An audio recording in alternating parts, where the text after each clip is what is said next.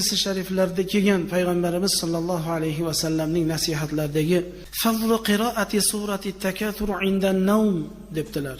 Alhaakumut takathur surasini uxlaydigan vaqtida o'qiydigan insonga beriladigan fazilat, savob. Qala Rasululloh sollallohu alayhi va sallam, ja'ani Jibril alayhi salam faqal bashir ummataka bi fadail alhaakumut takathur. ما من أحد من أمتك يقرأها بنية صادقة عند موضعه إلا كتب له 70,000 حسنة ومحى عنه 70,000 سيئة ورفع له 70,000 درجة وشفع في أهل بيته وجيرانه ومعارفه وكفاه الله شر منكر ونكير. من حضورمga برادرم جبريل عليه السلام keldilar.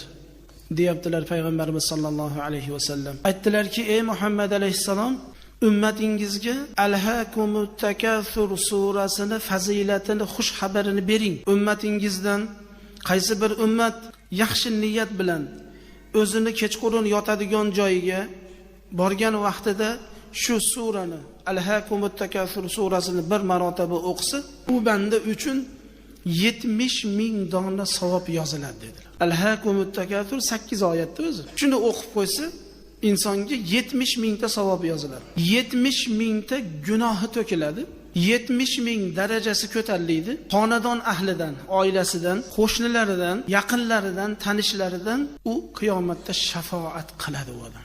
Va munkar nakirni yomonligidan Alloh unga kifoya qiladi degan ekan. Estağfiru billah. Alhaakumut takathur hatta zurtumul maqabir.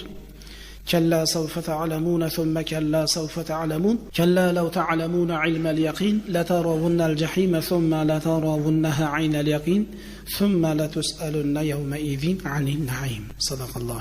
مشايخ qisqa fazilati shunaqa ekan. Vatandoshimiz faqih Abul Aziz Samarqandiy rahmatullohi alayh Bahrul Ulum tafsirida shu oyatda tafsirida aytibdilarki, agar har kuni odam shu surani bitta o'qib qo'yayotgan bo'lsa, Alloh jalla va ala qiyomat kuni bandasiga bergan ne'matlaridan hisob kitob qilib so'ramaydi debdilar.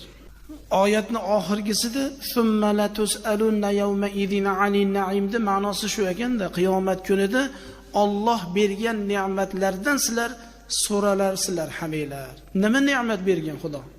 Boylik, ilm, yaxshilik, imkoniyat. Xudo shunaqa imkoniyatlarni bandasiga bergan bo'lsa-yu, shu imkoniyatdan foydalanib Xudo aytgandek qila olmagan bo'lsa, Alhaakumut takathurni o'qib qo'yayotgan bo'lsa, Alloh u bandasidan shu ne'mat haqida so'ramaydi deganlar. Alloh o'zi oson va yengil qilsin hammamizga ham.